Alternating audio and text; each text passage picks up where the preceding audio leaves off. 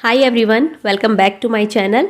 आज मैं आपके साथ एक बहुत अमेजिंग रेसिपी शेयर कर रही हूँ, जिसके लिए हम गुड़, चीनी और मिश्री का इस्तेमाल नहीं करेंगे, बल्कि नेचुरल स्वीटनर का इस्तेमाल करके बहुत ही बेहतरीन लड्डू बनाने वाले हैं। नट्स और सीड्स का सेवन सेहत के लिए बहुत फायदेमंद माना जाता है।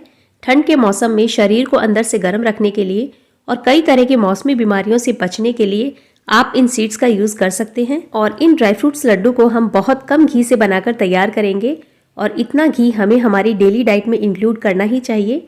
तो चलिए बिना किसी देरी के देख लेते हैं इन्हें कैसे बनाना है।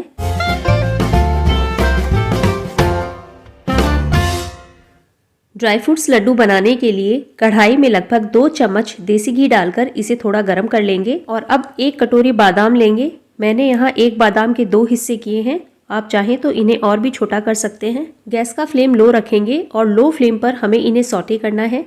यहाँ पर मेजरमेंट के लिए आप कोई भी कटोरी या कप सेट कर लीजिए, ताकि उसके मेजरमेंट से अगर आप इन्हें बनाएंगे तो बिल्कुल परफेक्ट बनकर तैयार होंगे। ड्राई फ्रूट्स को घी में फ्राई करने से एक तो इसका टेस्ट बढ़ता है, साथ ही इसकी शेल्फ लाइफ भी बढ़ जाती है।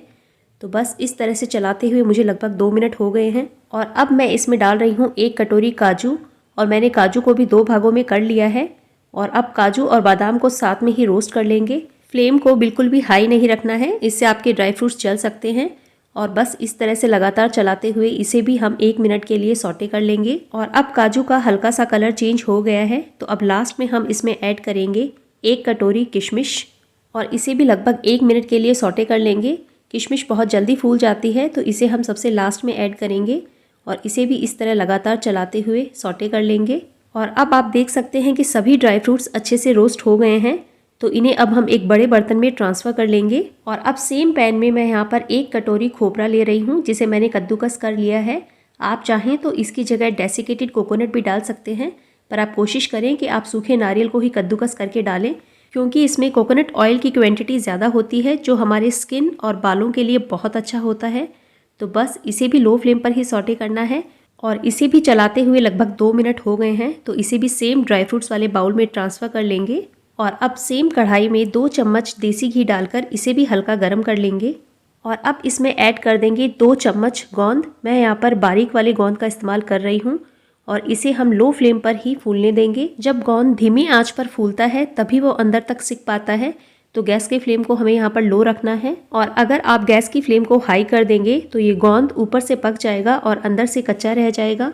और अब गोंद में भी हल्का सा गोल्डन कलर आ गया है और ये अच्छे से फूल गया है, तो अब इसे भी सेम ड्राई फ्रूट्स वाले बाउल में ट्रांसफ़र कर लेंगे। और अब बारी है सीड्स को रोस्ट करने की। तो सबसे पहले कढ़ाई में मैं यहाँ ले रही हूँ आधा कटोरी अलसी के बीज यानी कि फ्लैक्स सीड्स, और अब आधा कटोरी मेलन सीड्स यानी कि खरबूजे के बीज, ये भी इसमें डाल लेंगे। और अब साथ ही इसमें ऐड कर लेंगे आधा कटोरी सूरजमुखी के बीज, और अब डालेंगे आधा कटोरी पम्पकिन सीड्स यानी कि कद्दू के बीज, ये भी इसमें डाल लेंगे। साथ ही इसमें ऐड कर रही हूँ आधा कटोरी सफ़ेद तिल। और अब इन्हें हम अच्छे से मिक्स कर लेंगे और गैस की फ्लेम को लो टू मीडियम कर देंगे। और अब इन सीड्स में भी मैंने लगभग 2 चम्मच घी ऐड किया है, और अब इसे भी लो टू मीडियम फ्लेम पर चलाते हुए बढ़िया से रोस्ट कर लेंगे। सीड्स में वैल्यूएबल न्यूट्रिएंट्स बहुत अधिक मात्रा में होते हैं। ये आपके इंटेस्टाइन और जॉइंट्स को हेल्दी रखने में बहुत मदद करता है। और अब लगभग 3 मिनट हो गए हैं। जब इसमें से हल्के चटकने की आवाज़ आने लगे तो समझ जाइए कि ये रोस्ट हो गए हैं। तो बस इसे भी अब हम ड्राई फ्रूट्स वाले बाउल में ट्रांसफ़र कर लेंगे।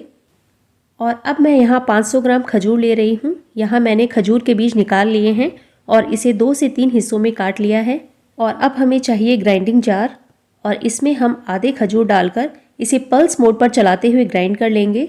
और बस इसी तरह से बैचेस में डालकर हम सारी खजूर को ग्राइंड कर लेंगे। यहाँ पर मैंने सॉफ्ट वाले खजूर का इस्तेमाल किया है। और अब कढ़ाई में 1 चम्मच घी डालकर इसमें ग्राइंड किया हुआ खजूर डाल देंगे। फ्लेम को हमें यहाँ पर भी लो रखना है और खजूर को हमें लो फ्लेम पर ही सॉफ्ट होने तक भुनना है। और अगर आपके पास ड्राई खजूर हैं तो पहले आप उसे गर्म पानी में भिगो दें और फिर उसे ग्राइंड करके उसका इस्तेमाल करें। और आप उसे थोड़ा ज़्यादा भुनें ताकि उसका पूरा पानी सूख जाए, तभी आपके लड्डुओं की शेल्फ लाइफ भी बढ़ेगी। अगर आप इसमें खजूर डाल रहे हैं तो आपको इसमें एक्स्ट्रा शुगर डालने की भी ज़रूरत नहीं होगी, क्योंकि ये नेचुरल स्वीटनर होता है और इससे आपके लड्डुओं में टेस्ट तो आएगा ही, साथ ही ये बाइंडिंग का भी काम करेगा। खजूर में फाइबर बहुत मात्रा में होता है, साथ ही ये ब्रेन हेल्थ को भी इम्प्रूव करता है। और इसे हम शुगर फ्री बना रहे हैं तो ये हेल्दी तो है ही, तो बस अब खजूर भी हमारे अच्छे से सॉफ्ट हो गए हैं, 4 से 5 मिनट हो गए हैं इसे भूनते हुए।